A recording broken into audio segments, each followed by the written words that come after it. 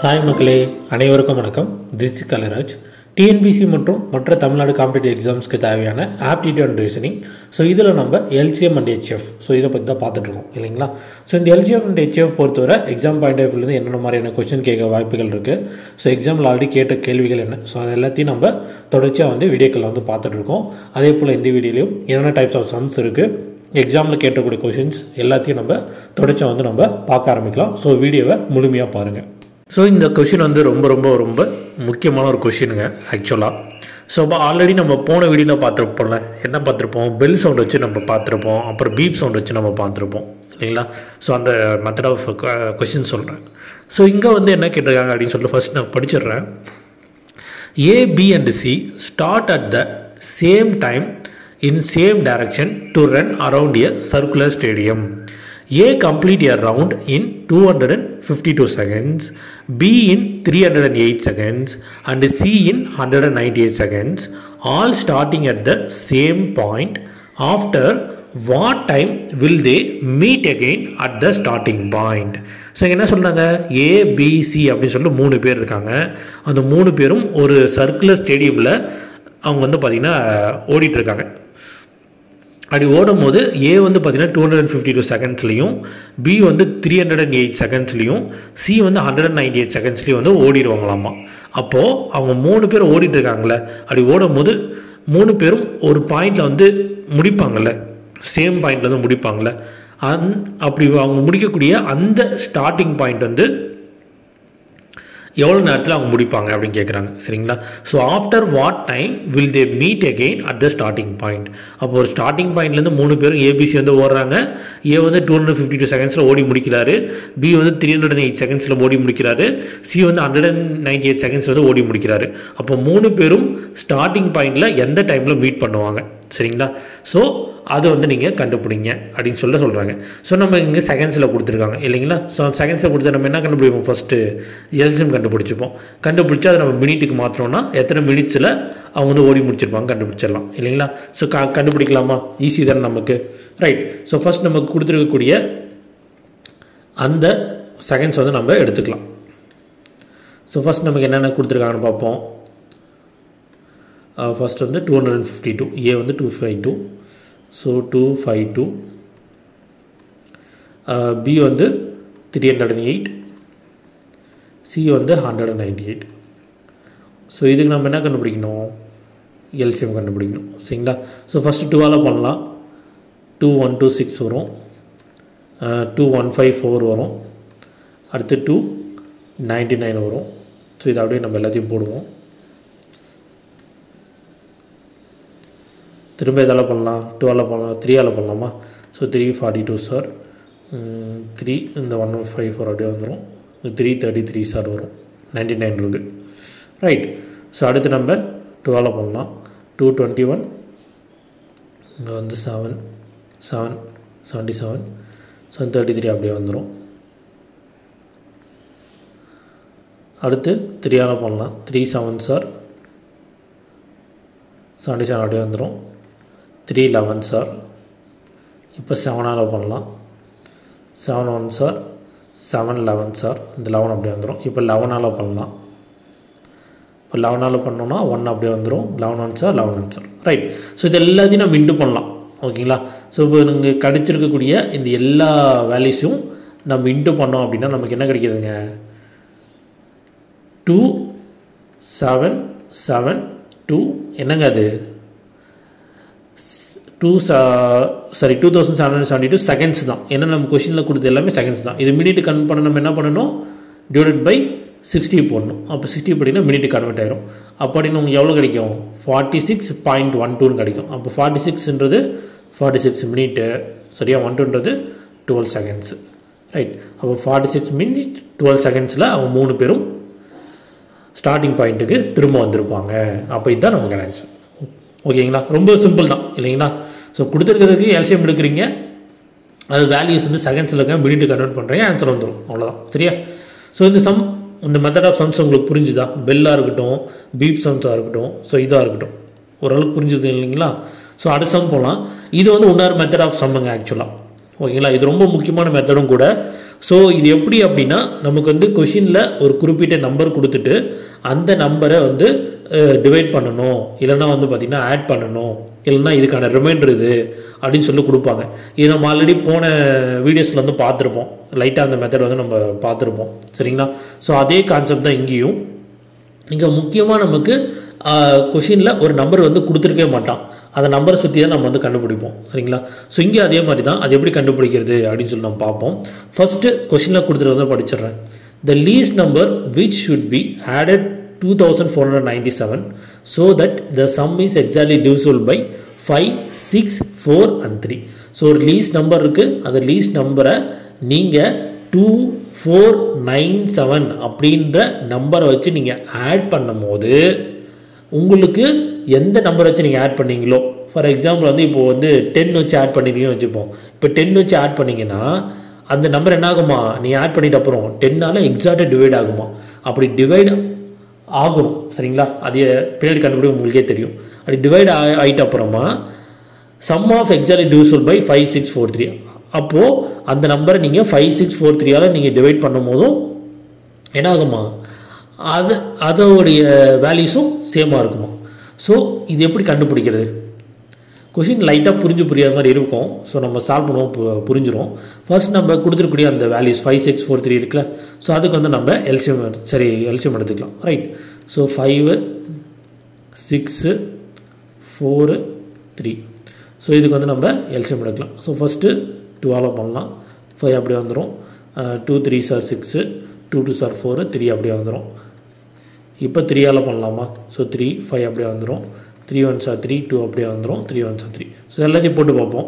So போட்டவங்களுக்கு எவ்வளோங்க வருது, 60 அப்படின்னு கிடைக்குது இல்லைங்களா. அந்த 60 அப்படியே வச்சுக்கலாம். ஸோ எல்சிஎம் மேலே 60 கிடைச்சிருச்சு, 60 வச்சுக்கிறோம்.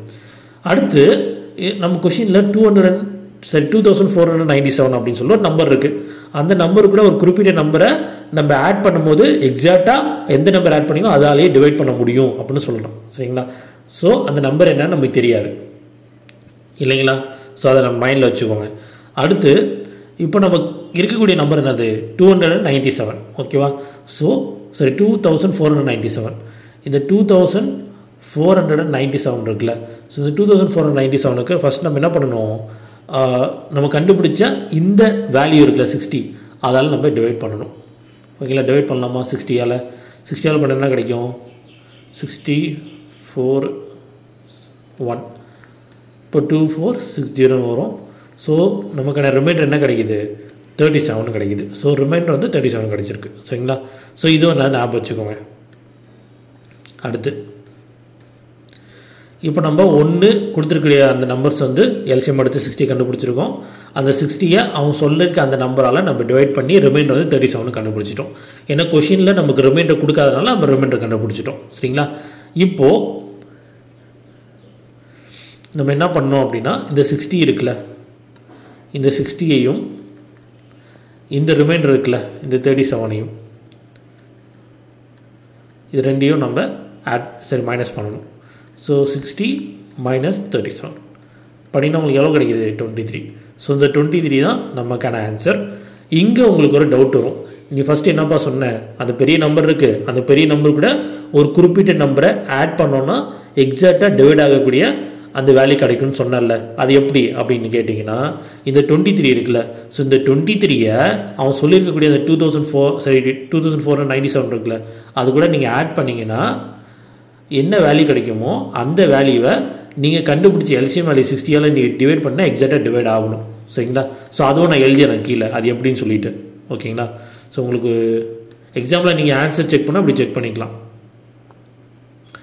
ஸோ 2497 கூட நீங்கள் கண்டுபிடிச்ச வேல்யூ 23 ஆட் பண்ணிங்கன்னா உங்களுக்கு எவ்வளோ கிடைக்கும், 2520 கிடைக்கும். ஸோ இந்த 2520 என்ன ஆகும் அப்படின்னா, ஓகேங்களா, எக்ஸாக்ட்லி டிவிசிபிள் பை 60ஆல் எக்ஸாக்டாக டிவைட் ஆகும். அதான கொஸ்டினில் சொல்லியிருக்கான். ஒரு குறிப்பிட்ட நம்பரை நீங்கள் கண்டுபிடிச்சிட்டு அந்த நம்பரை ஆட் பண்ணி நீங்கள் போடுமே எக்ஸாக்டாக டிவைட் ஆகக்கூடிய நம்பரை சொல்லுன்னு தானே சொல்லியிருக்கான். ஸோ அந்த நம்பர் தான் 2520. அப்படின்னா நமக்கான ஆன்சர் என்னதுங்க, 23 தான். ஓகேங்களா. ஸோ நீங்கள் ட்ரை பண்ணி பாருங்கள். ஸோ இந்த சம் புரிஞ்சுதா, ஓரளவுக்கு இல்லை புரிஞ்சுது இல்லை. ஸோ அடுத்த சம்மும் இதே மாதிரி தான் இருக்க போகுது. பட் போன சம்முக்கு இந்த சம்முக்கு ஒரு டிஃப்ரெண்ட் இருக்கும். ஓகேங்களா, அதே மாதிரி இது போட முடியாது. ஏன்னா கொஷின் லைட்டாக டிஃபர் ஆகும். அது என்ன நான் சொல்லிடுறேன். ஃபஸ்ட்டு கொஷினில் என்ன சொல்லியிருக்கான் அப்படின்னு சொல்லி நான் படிச்சிடுறேன். The least number which when divided by 12, 15, 20 and 54 leaves in each case a remainder of 8. எப்பயுமே எக்ஸாமில் நமக்கு கொஷினில் ரிமைண்டர் கொடுத்தானா ஆட் பண்ணணும். ரிமைண்டர் கொடுக்கல அப்படின்னா நம்ம கண்டுபிடிச்சி மைனஸ் பண்ணணும். புரிஞ்சுதுங்களா? போன சம் பார்த்தீங்களா, அங்கே என்ன பண்ணோம், ரிமைண்டர் கொடுக்கல. அது மட்டும் இல்லாமல் ஒரு நம்பர் கொடுத்தோம்னா அந்த நம்பர் கொடுத்ததுனால நம்ம அதுக்கான ரிமைண்டர் கண்டுபிடிச்சோம். பட் இங்கே நமக்கு ரிமைண்டர் அவனே கொடுத்துட்டான். அப்போது அந்த ரிமைண்டர் நம்ம என்ன பண்ணுவோம், ஆட் பண்ணுவோம். சரிங்களா? ரைட். ஸோ ஃபஸ்ட்டு 12, 15, 20, 54 இருக்குது. ஸோ அந்த நம்பருக்கெலாம் நீங்கள் போட்டிங்கன்னா டிவைட் பண்ணிங்கன்னா உங்களுக்கு ரிமைண்டர் வந்து 3 கிடைக்கும் அப்படின்னு சொல்லிட்டு சரி 8 கிடைக்கும் அப்படின்னு சொல்லிட்டான். அப்போ நம்ம கண்டிப்பாக அதை நம்ம ஆட் பண்ணி தான் ஆகணும் இல்லைங்களா? ஸோ ஃபஸ்ட் நம்ம என்ன பண்ணலாம், நம்ம கொடுத்துருக்கூடிய நம்பர்ஸ் என்ன கொடுத்துருக்கான், 12 இருக்குது, 15 இருக்குது, 20 இருக்குது, 54 இருக்குது. ஸோ இதுக்கு நம்ம எல்சிஎம் எடுப்போம். கரெக்டுங்களா? ஸோ கண்டுபிடிக்கலாமா? 2 6 ஆர் 12, 15 அப்படியே வந்துடும். 2 10s ஆர் 20, 2 27s ஆர் 54. திரும்ப 2 அலோவ் பண்ணலாம். ஸோ 3 அலோவ் பண்ணலாமா? 3 2s ஆர் 6, 3 5s ஆர் 15, 10 அப்படியே வந்துடும். 3 9s R 27.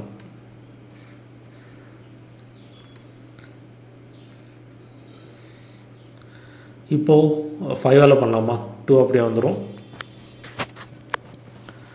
5 1s R 5, 5 2s R 10, 9 அப்படியே வந்துடும். ஸோ இதெல்லாம் இன்ட்டு பண்ணலாம்.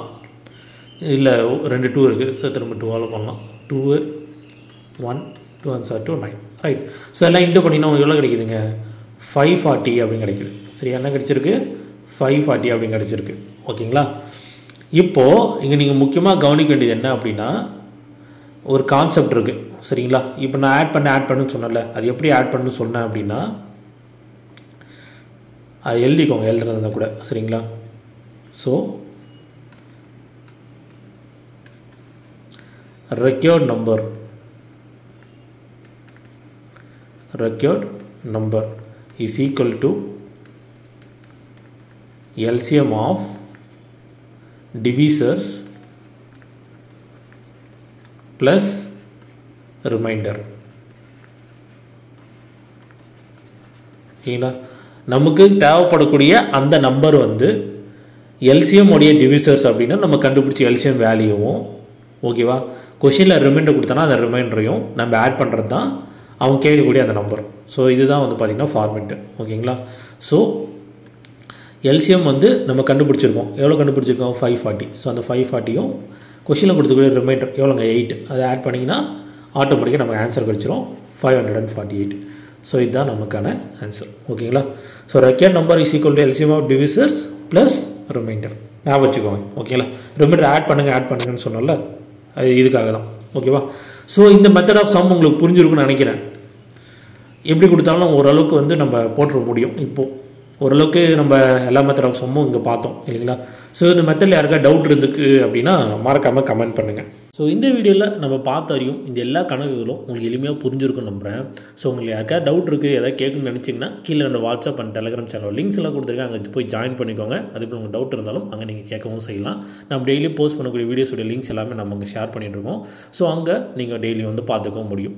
ஸோ உங்கள் ஃப்ரெண்ட்ஸ் கூடயும் இந்த வீடியோஸ் வந்து ஷேர் பண்ணிக்கோங்க. இந்த வீடியோ உங்களுக்கு பிடிச்சிருந்தா அப்படின்னா லைக் பண்ணிக்கோங்க. ஃபியூச்சரில் இருக்கிற வீடியோஸோட நோட்டிஃபிகேஷன் உங்களுக்கு நினச்சிங்க அப்படின்னா மறக்காமல் அந்த சேனல் சப்ஸ்கிரைப் பண்ணிட்டு பக்கத்தில் இருக்க பெல் ஐக்கனை கிளிக் பண்ணிக்கோங்க. ஸோ இதோட இந்த வீடியோ முடிச்சிக்கலாம். ஸோ தேங்க்யூ ஃபார் வாட்சிங் this video. This is Kalara shining off. இதே போல் இன்னொரு வீடியோ உங்களுக்கு சந்திக்கிறேன். தேங்க்யூ.